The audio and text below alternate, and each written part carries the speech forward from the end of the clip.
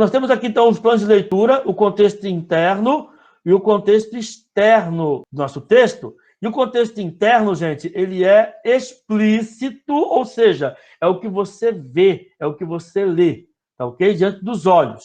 E o contexto externo são aqueles conhecimentos que circulam, que você consegue interpretar. Vamos ser mais aqui objetivos aqui, então, agora. Compreensão. O que é? É o ato de captar o sentido ou os sentidos no interior do texto. É o contexto interno. É aquilo que está escrito. É você decodificar as palavras. É você entender o que está escrito pelo vocabulário e saber perceber aquilo que o autor escreveu ali como ideia, como informação. Já a interpretação são os significados que estão implícitos na sua leitura do texto. Faz parte da cultura ou da memória do leitor. Professor, não entendi direito, está obscuro. Então acompanha aqui. Vamos devagarinho aqui então. Olha lá, ó. The Jump of the Cat, aqui, ó. Olha o gatinho aqui, ó. Hã? Olha esse slide aqui. Leitura ou compreensão. Gente, leitura e compreensão textual são a mesma coisa, tá? São sinônimos. Tá legal? Diferente de quê? De interpretação. O que é a leitura ou compreensão? Trabalha com a objetividade.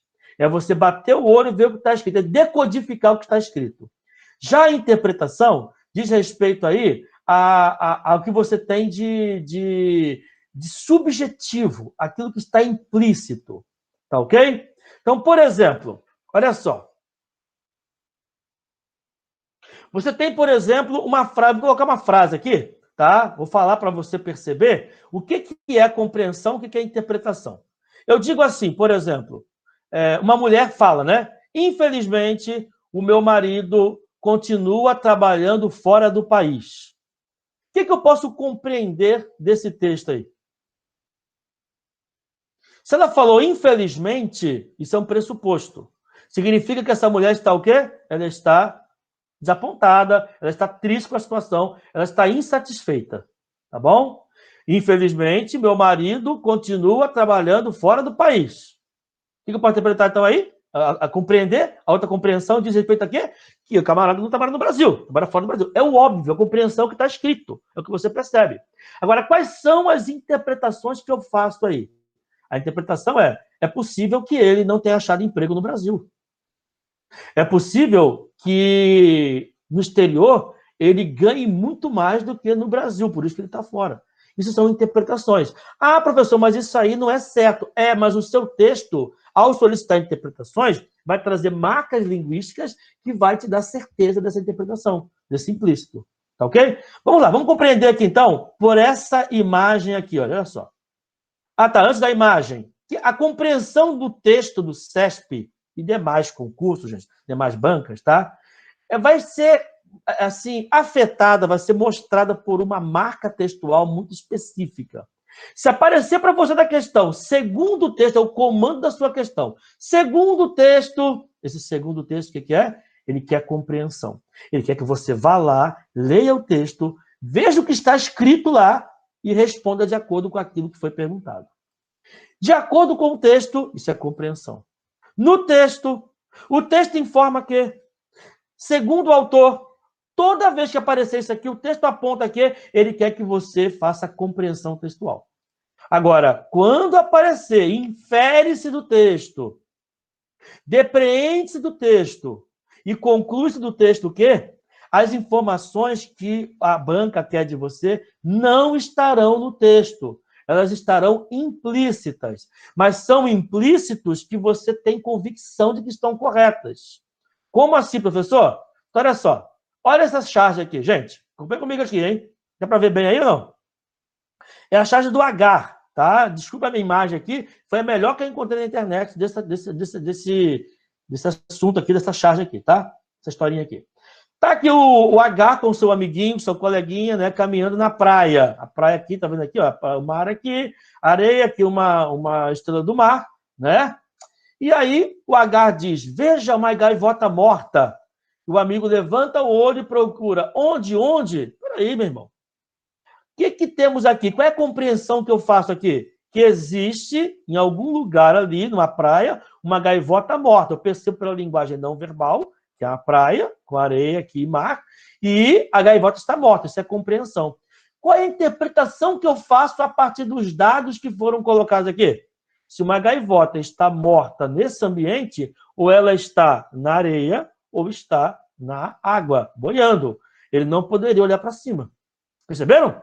Faltou nele o que, então? Faltou inferência, faltou dedução, faltou depreensão, faltou interpretação.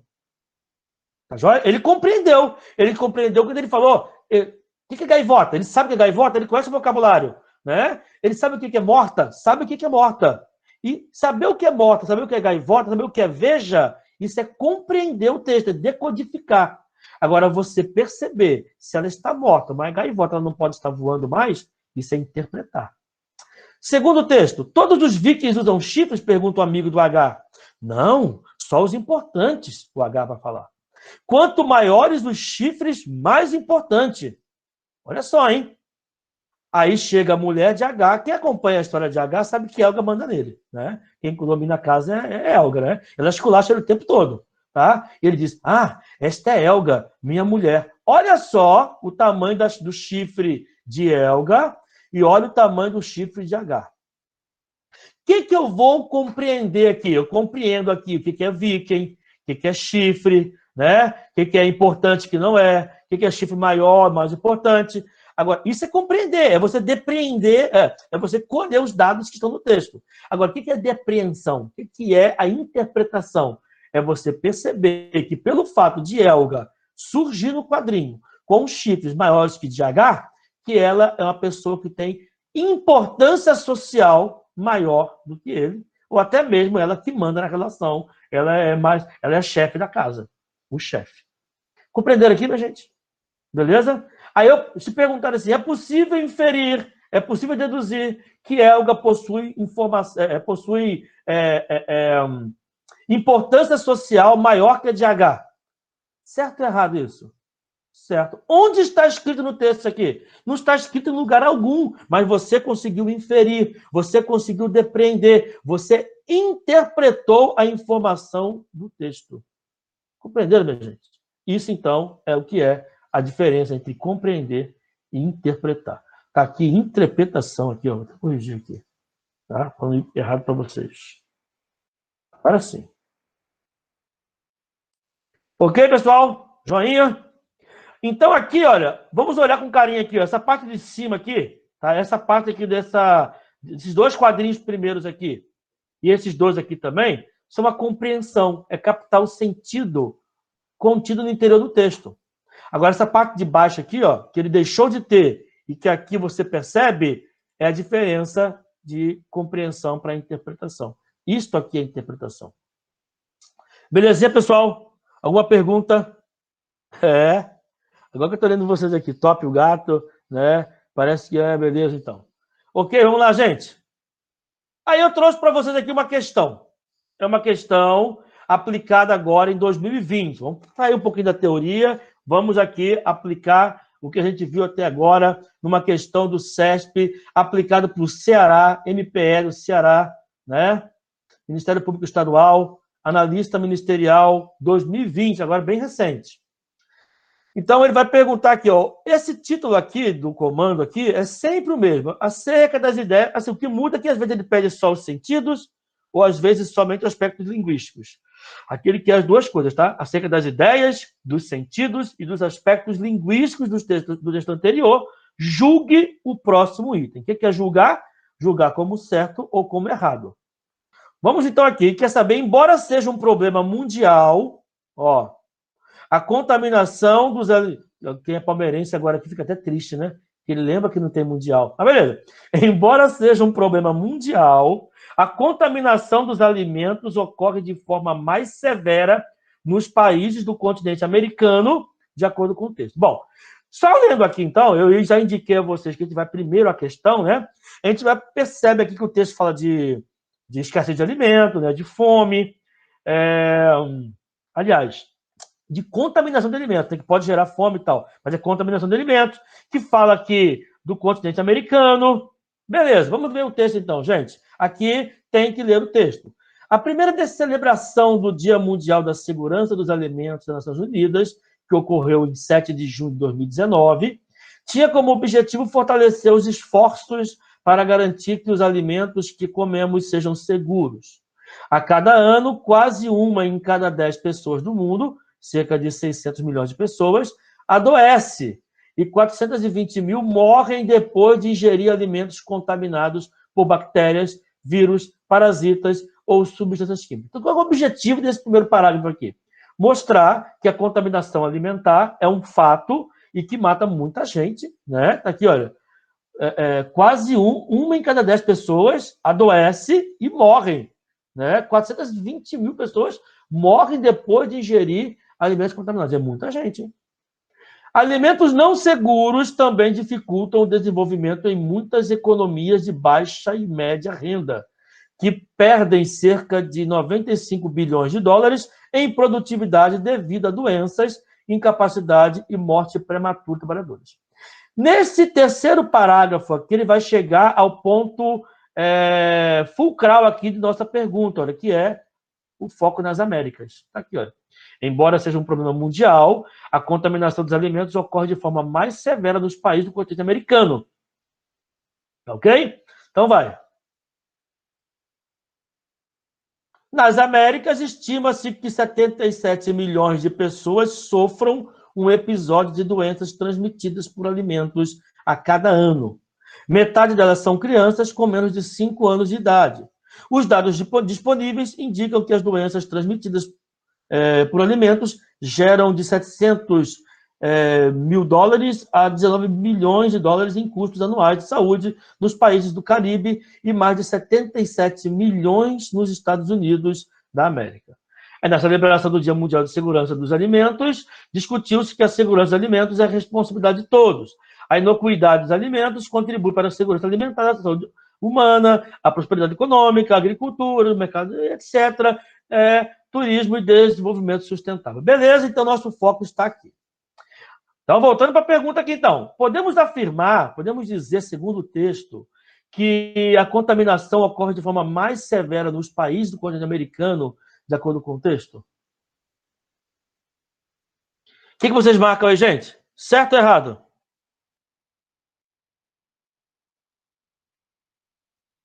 Quero a opinião de vocês.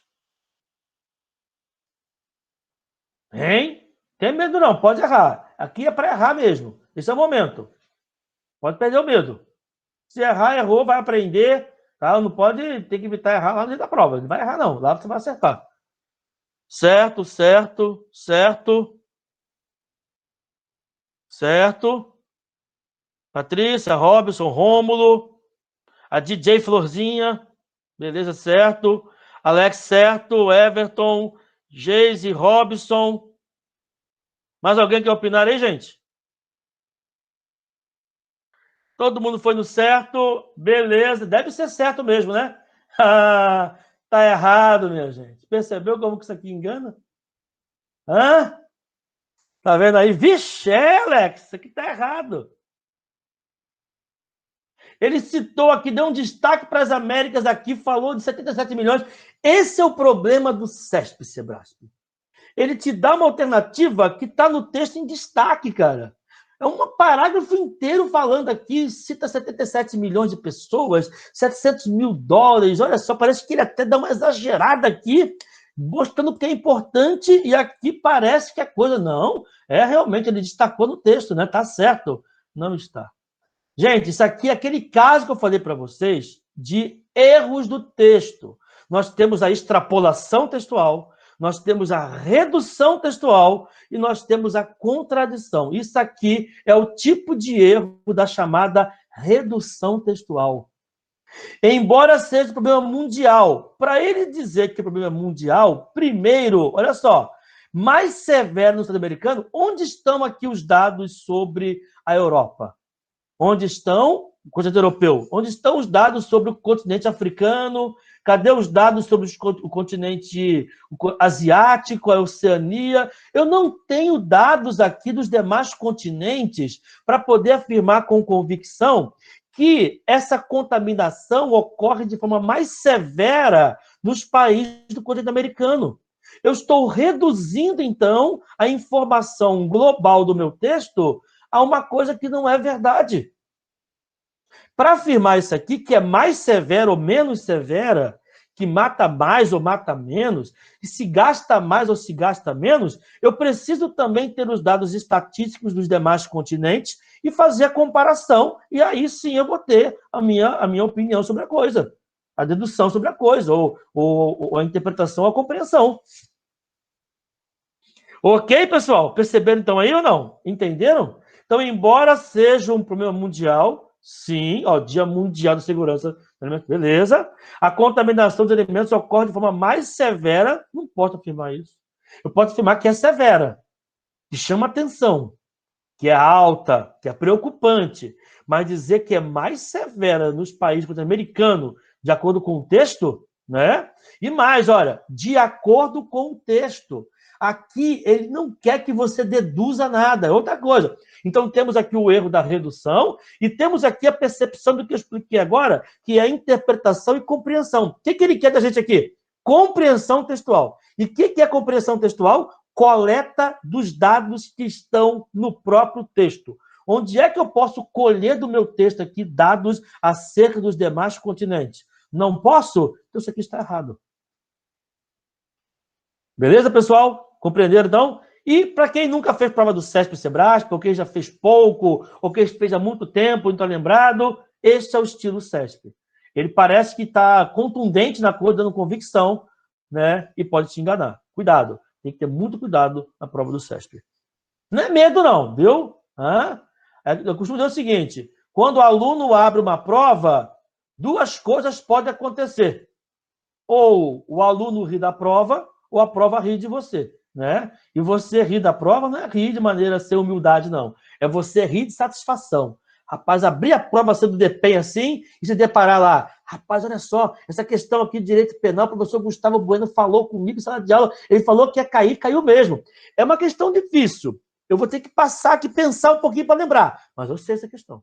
Essa outra aqui de raciocínio lógico aqui, o professor falou, olha, o professor Ronaldo falou. Essa de português aqui, cara, é difícil pra caramba, tem umas regrinhas chatas aqui, mas o Fábio falou. Quando você abre uma prova e você percebe que ali na prova estão as questões que foram realmente debatidas, que os professores, né, enfatizaram para você, mostraram que cai, você ganha segurança, você se sente seguro, né? E você, entre aspas, ri da prova.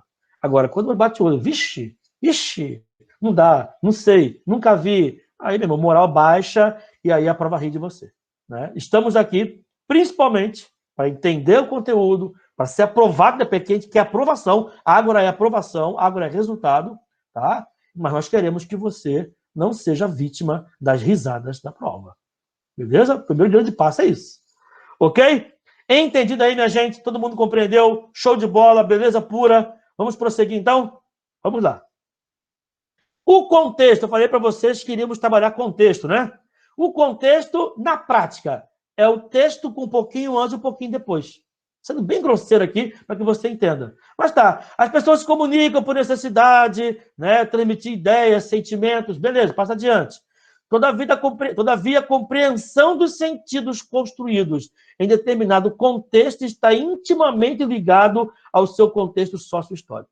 Isso aqui acontece muito com anedotas, piadas. Se você conta uma piada, a pessoa não está... Geralmente a piada, a anedota do momento histórico, político, social, se a pessoa não estiver antenada, não estiver aí sabendo do que está acontecendo no cenário político, social, econômico, pode ser que uma piada para ela não faça sentido algum. Por quê? Porque ela não está inserida naquele contexto. Ela não se atualizou. Ok? Então vamos lá. Observe o vídeo a seguir. Gente, eu trouxe um videozinho para vocês, tá? Eu não sei se eu vou conseguir aqui que o áudio saia para você, que eu estou com problema de áudio no meu computador aqui. Mas eu acho que consigo. Vamos ver. Eu vou tirar o áudio aqui e vai sair. Vamos lá, então. Então, olha só. Primeira coisa. Isso aqui é uma propaganda antiga, tá? Do Washington Oliveto, né? Valizé é uma marca de lingerie criada na França em 1913. A marca é notória no Brasil pela campanha publicitária O Primeiro A Gente Nunca Esquece, de 87, em que a modelo Patrícia Lucchesi interpreta uma adolescente que ganhava o primeiro sutiã. O primeiro Valizé, tá aqui, Valizé, a gente nunca esquece. A propaganda, então, de um sutiã, uma menina ali, né, toda boba com o primeiro sutiã dela, acabou fazendo o maior sucesso no Brasil todo. Quando a propaganda perdeu um pouco de sua força, a agência publicitária veio com esta propaganda aqui, com esse outdoor aqui, olha. O primeiro Vale Zé a gente nunca esquece. E a cara de um menino assustado. Olha isso. Para você compreender, a gente nunca esquece. O que é o vídeo anterior? Uma menina que fica ali, né, acabrunhada, né, triste, porque todas as coleguinhas tinham sutiã na hora da educação física e ela não tinha. Ela chega em casa triste, percebe que tem um embrulho, ela abre esse embrulho, é um presente do pai, da mãe, não sei, de um sutiã. E ela vai, então, ficar toda entusiasmada, usar e tal. E aí, propaganda, o primeiro que nunca esquece, ficou feita a publicidade aí. E aí, depois que a propaganda perdeu força, a empresa espertamente veio e lançou esse outdoor aqui, desse menino. O que eu tenho que saber? O que é o Vale Zé? O que é um sutiã? E tem que perceber que isso aqui, aparentemente, é o quê? Incoerente. Porque o menino não vai usar o sutiã. Mas o que a gente entende aqui? Que esse menino, ele viu a menina tirando ou colocando o sutiã. Ele nunca mais vai esquecer na vida dele. Ele vai lembrar várias vezes daqui por diante. Perceberam? Então você tem um contexto e com base nesse contexto, esse texto faz sentido. Sem esse contexto, esse texto aqui não faz sentido algum se você associar essa linguagem, que eu vou chamar de linguagem verbal, a essa linguagem aqui, que é a linguagem não verbal. Tá ok, minha gente? Compreenderam então isso aqui? Então você tem aqui o contexto é que importa pra gente, é que é importante. Tá bom? Vamos lá então. Enunciado. O que é o enunciado? É o que está escrito, são as frases. Tá bom? O enunciado é construído buscando fazer sentido. Tá? As palavras se organizam estabelecendo uma comunicação. Bom, então, aqui então, é a unidade real de comunicação. O que vai nos interessar é isso aqui agora, ó, o discurso. O que é o discurso? Às vezes o CESP traz para a gente isso aí. Ah, o discurso do enunciado, o discurso... E eu quero que você entenda o seguinte, olha. O enunciado está diretamente ligado à compreensão textual. É o que está escrito, é o que está ali no texto, é a decodificação das informações, é a coleta de dados que estão explícitos no texto. Então, o enunciado está para a compreensão textual. Da mesma forma que o discurso está para a interpretação. Então, falou em discurso, falou em interpretação. Falou em enunciado, falou em compreensão. Ok? Então, o texto não se faz apenas de aspectos materiais, tá? Como escrito ou oral, no nosso caso, escrito. Ele também vai ser constituído do discurso.